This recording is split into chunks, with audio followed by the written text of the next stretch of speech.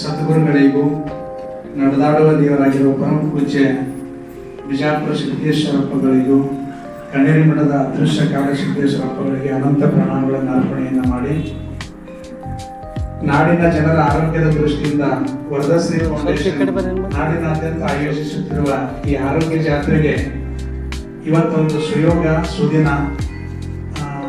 ಗುರುರೂಪರಾಗಿರ್ತಕ್ಕಂಥ ಈ ನಾಡಿನ ಅಪರೂಪದ ರಾಜಕಾರಣಿಗಳು, ನಾನು ಅವರನ್ನ ರಾಜಕಾರಣಿಗಳು ಅನ್ನೋ ಶಬ್ದ ಅವರಿಗೆ ನಮ್ಮ ಬಾಯಿಂದ ಏನನ್ಬೇಕಂದ್ರೆ ನಮ್ಮೆಲ್ಲರ ಗುರುಗಳು ಅಂತೇಳಿ ನಾನು ಅವರನ್ನ ಗೌರವಪೂರ್ವಕವಾಗಿ ಕಾರ್ಯಕ್ರಮಕ್ಕೆ ಸ್ವಾಗತಿಸ್ತಾ, ಇವತ್ತಿನ ತಾಯಿ ಹೃದಯದ ನಮ್ಮ ಹೊರಟ್ಟಿ ಸಾಹೇಬರು, ಬಸವರಾಜ ಹೊರಟ್ಟಿ ಸಾಹೇಬರು ಆರೋಗ್ಯ ಜಾತ್ರೆಗೆ ಬಂದಿರೋದು ನಮ್ಮ ನಿಮ್ಮೆಲ್ಲರ ಸುಯೋಗ. ಸಮಯ ಅವರಿಗೆ ಬಹಳ ಅಮೂಲ್ಯವಾಗಿತ್ತು. ಮುಂದೆ ಹೋಗುವ ನಿಮಿತ್ತವಾಗಿ ಈಗಾಗಲೇ ನಮ್ಮನ್ನ ಕಂಡು ಒಂದು ಆಶೀರ್ವಾದ ಮಾಡ್ಲಿಕ್ಕೆ ಬಂದಿದ್ದಾರೆ. ಗುರುಗಳಿಗೆ ಒಂದು 5 ನಿಮಿಷದಲ್ಲಿ ಬಿಟ್ಟುಕೊಳ್ಳುವಂತ ಒಂದು ವ್ಯವಸ್ಥೆಯನ್ನು ನಾವು ಮಾಡ್ತಾ ಈ ಆರೋಗ್ಯ ಜಾತ್ರೆ ಬಗ್ಗೆ ಮತ್ತು ವರದಶ್ರೀಯ ಕಾರ್ಯಗಳ ಕುರಿತು ಒಂದು 5 ನಿಮಿಷ ಹೇಳ್ತೇನೆ. ಬಂಧುಗಳೇ, ಈ ವರದಶ್ರೀ ಫೌಂಡೇಶನ್ ಸಂಸ್ಥೆ ಕಳೆದ 15 ವರ್ಷಗಳಿಂದ ಈ ನಾಡಿನಲ್ಲಿ ಸೇವೆ ಸಲ್ಲಿಸ್ತಾ ಇದೆ. ಈ ಸೇವೆ ಸಲ್ಲಿಸುವ ಸಂಸ್ಥೆ ಅಮರೇಗೌಡ ಸರ್, ನಾನು, ಸಿದ್ದು ಸರ್, ನಮ್ಮೆಲ್ಲ ಬಳಗದವರು ಸೇರಿ ಸ್ಥಾಪನೆ ಮಾಡಿದಾಗ ಒಂದು ಸಂಕಲ್ಪ ಮಾಡಿದ್ವಿ. ಈ ಸಂಸ್ಥೆಯನ್ನ ಮೊದಲನೇ ದಿನಾನೇ ಸರ್ ನಾವು ಸಂಕಲ್ಪ ಮಾಡಿದ್ದು, ಸರ್ಕಾರದಿಂದ ಯಾವುದೇ ಅನುದಾನ ತಗೊಳ್ಳೋದಿಲ್ಲ, ಸಾರ್ವಜನಿಕರಿಂದ ದೇಣಿಗೆ ತಗೊಳ್ಳೋದಿಲ್ಲ, ಶಿಕ್ಷಣ, ಆಯುರ್ವೇದ, ಸಾವಯವ ಮತ್ತು ದೇಶಿ ಗೋವುಗಳ ಮೇಲೆ ಪ್ರಕೃತಿ ಮೇಲೆ ಕೆಲಸ ಮಾಡೋಣ. ನಾವು ಜಾತಿ, ಧರ್ಮ, ಪಕ್ಷಗಳನ್ನ ಗೌರವಿಸ್ತಾ ಅದನ್ನ ಮೀರಿ ಮಾಡಬೇಕಾಗಿರೋ ಕೆಲಸ ಮಾಡೋಣ ಅಂತ ಹೇಳಿ ಈ ಸಂಸ್ಥೆಯನ್ನು ನಾವು ಸ್ಥಾಪನೆ ಮಾಡುವಾಗ ಪರಮ ಪೂಜ್ಯ ಬಿಜಾಪುರ ಸಿದ್ದೇಶ್ವರಪ್ಪ ಅವರು, ಕಣ್ಣೇರಿ ಮಠದ ಅದೃಶ್ಯ ಕಾಲ ಸಿದ್ದೇಶ್ವರಪ್ಪ ಅವರು, ನಾವು ಭಾರತ ದೇಶದಾಗ ನಾಲೆಜ್ ಇಂಡಿಯನ್ ಪಾರ್ಲಿಮೆಂಟ್ ಹೆಂಗಿದೆಯೋ, ವಿಧಾನಸಭೆ, ವಿಧಾನ ಪರಿಷತ್ ಮತ್ತು ಸಂಸತ್ ಹೆಂಗಿದಾವೋ, ನಾವು ಸಾಹೇಬರ ನಾಲೆಜ್ ಪಾರ್ಲಿಮೆಂಟ್ ಅಂತ ಮಾಡಿದ್ದೇವೆ. ಜ್ಞಾನ ಸಂಸತ್ ಅಂತ ಮಾಡಿ, ಜ್ಞಾನ ಸಂಸತ್ತಿಗೆ ನಾವು ಏನು ಯೋಚನೆಗಳನ್ನ ಹಾಕೊಂಡ್ವಿ ಅಂದ್ರೆ, ಇಂಡಿಯನ್ ಪಾರ್ಲಿಮೆಂಟ್ ಯಾರಾದ್ರೂ ಆಯ್ಕೆ ಆಗ್ಬೇಕಾಗಿದ್ರೆ ವೋಟ್ ಹಾಕಿಸ್ಕೊಂಡ ಮೇಲೆ ಸೆಲೆಕ್ಟ್ ಆಗ್ತಾರೆ. ನಮ್ಮ ನಾಲೆಜ್ ಪಾರ್ಲಿಮೆಂಟ್ ಯಾರು ಸೆಲೆಕ್ಟ್ ಮಾಡ್ತೀವಿ ಅಂದ್ರೆ, ಯಾರ ತಲೆ ಒಳಗೆ ಒಳ್ಳೆ ಥಾಟ್ಸ್ ಐತಲ್ಲ ಅವರನ್ನ ನಾವು ನಾಲೆಜ್ ಪಾರ್ಲಿಮೆಂಟ್ ಮೆಂಬರ್ ಅಂತ ಆಯ್ಕೆ ಮಾಡ್ತೀವಿ. ಈ ನಮ್ಮ ಜ್ಞಾನ ಸಂಸತ್ತಿನಲ್ಲಿ ಪ್ರತಿ ವರ್ಷಕ್ಕೊಮ್ಮೆ ಆಕಾಂಕ್ಷೆಗಳ ಅನ್ವೇಷಣೆ ಅಂತ ಮಾಡ್ತೇವೆ. ಈ ಸಮಾಜದಲ್ಲಿ ಯಾರಲ್ಲಿ ಒಳ್ಳೆ ವಿಚಾರ ಅದಾವು ಅವರನ್ನು ತಗೊಂಡು ಆ ವಿಚಾರಗಳ ಮುಖಾಂತರ ಈ ರಾಷ್ಟ್ರವನ್ನು ಕಟ್ಟುವಂತ ಪ್ರಯತ್ನವನ್ನ ಮಾಡ್ತಾ ಇದ್ದೇವೆ.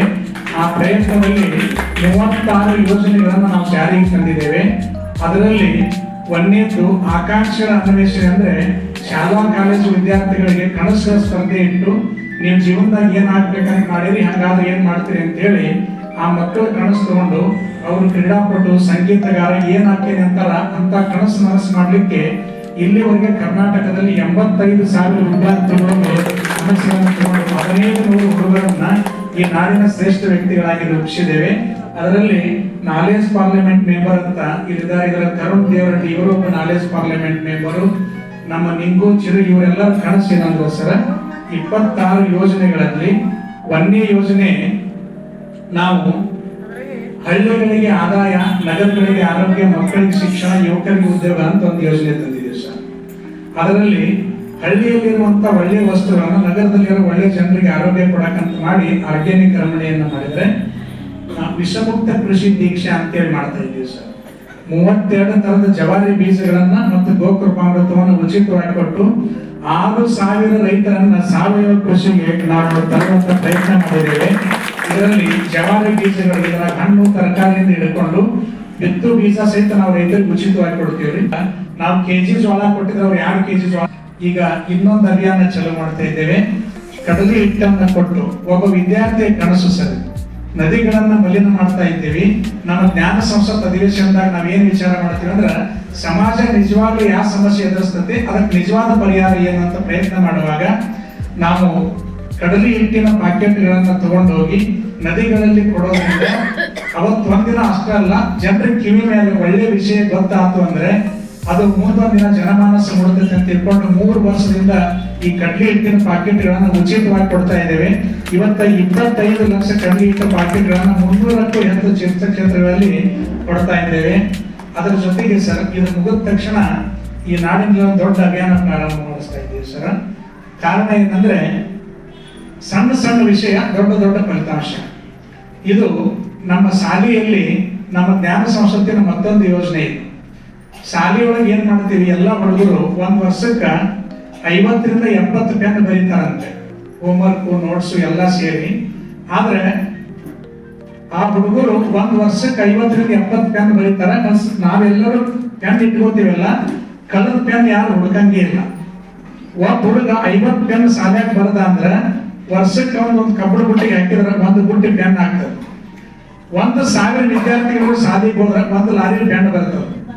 ಇಡೀ ಕರ್ನಾಟಕ ಧಾರವಾಡ ಜಿಲ್ಲೆ ವಿದ್ಯಾರ್ಥಿಗಳು ಪೆನ್ ಕೂಡಿಸಿ ಕಪ್ಪತ್ ಗುಡ್ಡದ ಬಂದು ಹಾಕಿದ್ವಿ ಅಂದ್ರೆ ಕಪ್ಪತ್ ಗುಡ್ಡದಕ್ಕಿಂತ ಪೆನ್ನಿನ ಗುಡ್ಡ ದೊಡ್ಡದಾಗ್ತದೆ.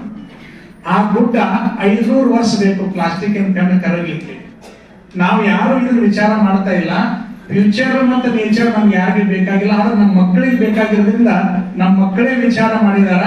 ಅದಕ್ಕೆ ನಾವ್ ಏನ್ ಮಾಡಿದೀವಿ ಅಂದ್ರ ಪ್ರತಿ ಶಾಲೆಗೆ ಹೋಗಿ ಒಬ್ಬ ವಿದ್ಯಾರ್ಥಿಗೆ 12 ಪೆನ್ ಕೊಡುವಂತ ಸಂಕಲ್ಪ ಮಾಡಿದ್ದೇವೆ.